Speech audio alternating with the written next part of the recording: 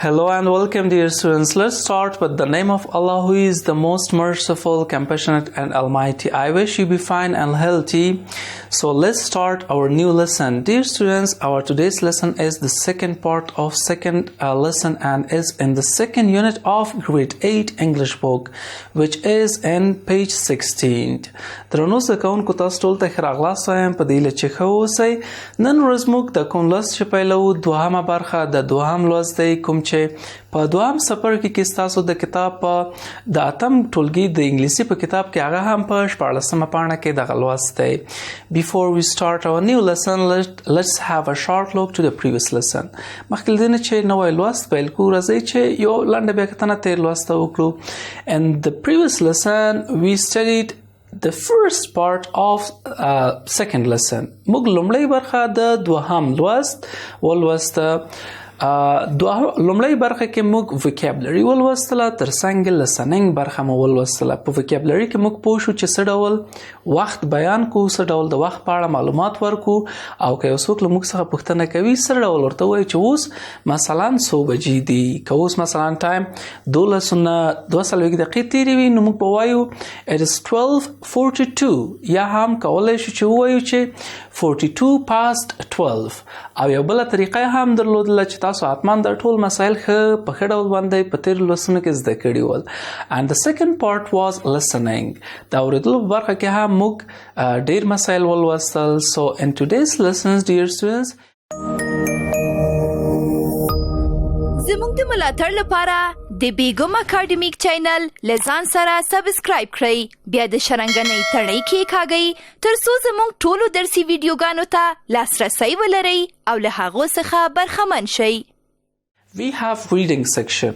په نننۍ ورځ لوست کې موږ د لوستلو برخه لرو او د لوستلو په برخه کې we have a story، یوه کیسه لرو چې د story title is Around the World in 80 Days. د نړۍ چارچاپیره په 80 ورځو کې. دا هم د دغه کیسې چې نن ورځ لولو د ریډینګ په برخه کې عنوان دی. So let's start from the reading section. راځئ چې د لوستلو له برخه څخه پیل کوو. Read the story, then answer the questions below. وای تاسو دغه کیسه ولولئ، بیا هغه لاندنیو پوښتنو ته هم ځوابونه ورکړئ. زه تاسو ته کیسه لولم او تاسو هم ښه غوږ ونیسئ. I'm going to read the story and you should listen carefully to the story. So the title of this story is Around the World in 80 Days. د نړۍ پر مخ چارچاپیره هغه هم 80 ورځې یا 80 ورځې د نړۍ پر مخ. This is an adventure story about an Englishman called Phileas Fogg. دا وای د انګلیشمن یا هم د یو انګریز چې نوم یې فلیس فاگ دی، د هغه یو د ماجراجویۍ کیسه ده. Fogg takes on a challenge to travel around the world in 80 days. Fogg خپل ځان په چالش وښکه، خپل ځان ته چیلنج ورکړه چې دی به ټوله نړۍ په 80 ورځو کې ویني. To make such a journey in 1873 was thought of as a crazy idea. وای د دغه ډول یو سفر درلودل هغه هم په 1893 کال کې یا په 1893 کلونو کې دا وای داسې فکر کېده چې یوه لیونۍ مفکوره ده او there were no plans and trains for a new invention. وای په هغه وخت کې الوتکې نه وې، تیارې نه وې and trains for new inventions او دغه اورګاډي یا هم ریلګاډي نوې اختراع وه، یوه نوې اختراع وه یا نوې را جوړه شوې وه. نو په هغه وخت کې له دې ځای څخه معلومیږي چې د هوا له طریقه سفر نه کېده، ترڅنګ ریل هم نوی جوړ شوی و، نو د نړۍ ډېرو ځایونو کې ریل ته لاسرسی هم نه و. No one believed anyone could circle the world in 80 days. وای هیچا هم ګمان نه کوو چې څوک دی وشي کړلی ټوله نړۍ نه دایره تاوه کړي یا ټوله نړۍ کې دی وګرځېږي، هغه هم په 80 ورځو کې. In the story, however, Fogg plans his journey and studies the schedules for the train and boats that leave the cities he is to pass through. که څه هم فاگ پلان ونیو مطالعه یې وکړه د دغه سفر اړوند د دغه مهالویش اړوند چې د سفر ته جوړ کړی ترڅنګ د ټرین په هکله یعنې د اورګاډي په هکله ترڅنګ بوټس د کښتیو په هکله هم د مطالعې درلودلې او د هغه ښارونو په هکله د مطالعې درلودله چې د پرېښودې او له هغه ښارونو څخه دی تېرېده. He starts his journey on Wednesday 2nd October at 8:45 p.m. هغه خپل سفر پیل که. هغه هم په چهارشنبه کې د اکتوبر په 2 باندې په 8 بجو او 15 دقیقو باندې هغه هم د ماښام PM ماښام AM مخکې له غرمې PM وروسته له غرمې. He sails from London to Swiss with no problem. هغه له لندن نه سویس ته ډېر یو ارامه پیل وکړه او هېڅ ستونزه یې هم نه درلوده. پرته له ستونزې نه یې خپل سفر پیل کړ. Then he goes through the 4 continents. دی بیا وروسته 4 قارو ته یا هم 4 لوی وچو نه تیر شو ترڅنګ where he meets many new people. دغه 4 قارونه چې دی تېرېده هلته ډېرو خلکو سره ملاقات وکړ، ډېر خلکو سره دی مخ شو او ډېر خلک هم وپېژندل. In India په هند کې، China and America په هند، چین او امریکا کې. He has many adventures. هغه ډېرې ماجراجویانې درلودلې and faces lots of difficulties او دی له ډېرو ستونزو سره هم مخ شو. And continue, dear students, Fogg reached London thinking that he has taken 81 days to finish the journey. Fogg لندن ته ورسېده بیرته. د چې د سفر پیل کړی و 4 قارې یې ولیدلې، له کوم ځای څخه یې پیل کړی و، دی بیرته راغی لندن ته راورسېده او د ګمان کوو چې د خپل سفر یې په 1 ورځو کې ختم کړی دی. However, که څه هم he finds out that traveling from east to west has saved him 24 hours.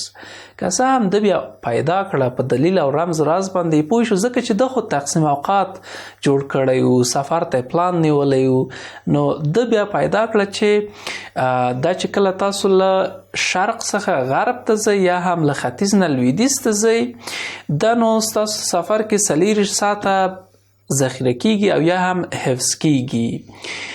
Phileas Fogg has done what other people thought impossible.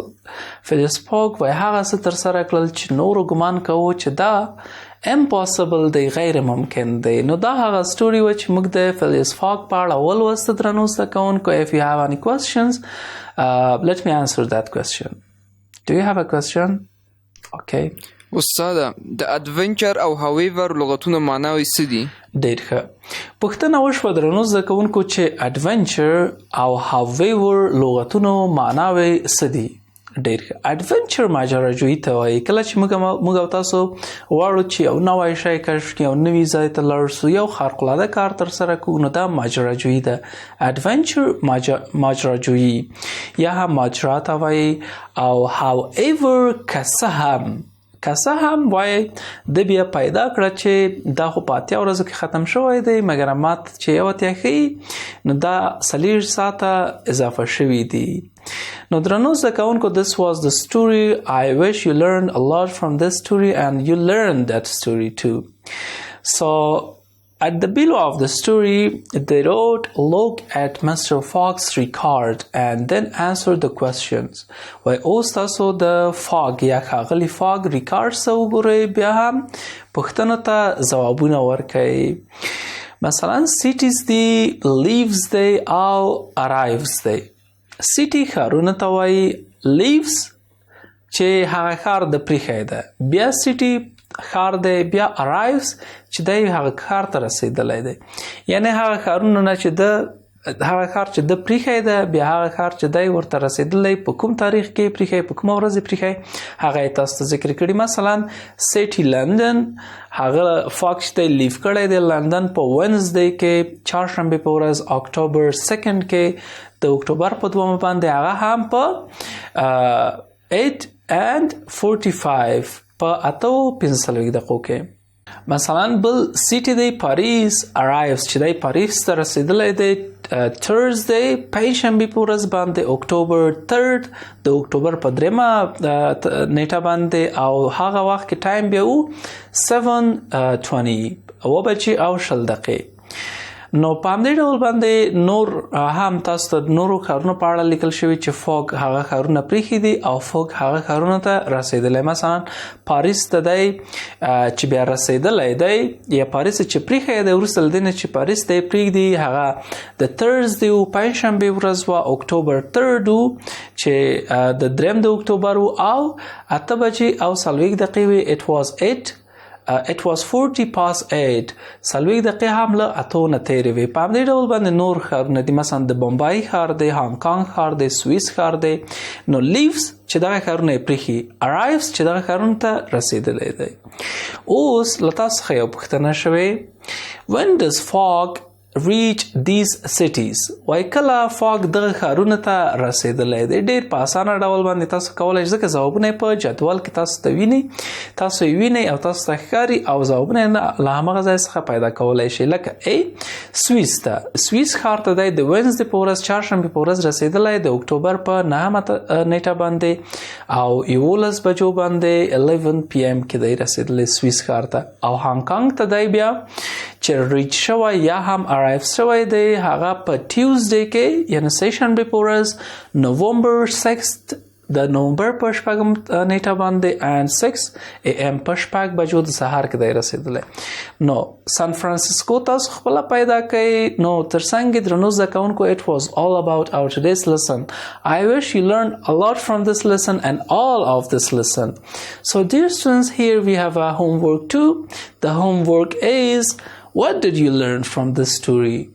تاسو ویل دغه کیسې نه څه زده کړل تاسو به یو څو کرښې په انګلیسي باندې د همدغه کیسې اړوند لیکئ او بیا به یې ماته راوړئ او زه یې حتما وینم ډېره اسانه پوښتنه هم ده At the end, dear students, education is the passport to the future, for tomorrow belongs to those who prepare for it today. وای زده کړه هغه پاسپورت دی چې د راتلونکي لپاره دی د سبا لپاره دی او هغه چا پورې تړاو لري چې هغه نن ورځ ورته آمادګي نیسي او نن ورځ دی ورته تیاری نیسي د بل درس د پیل وړاندې لنډه دمه اخلو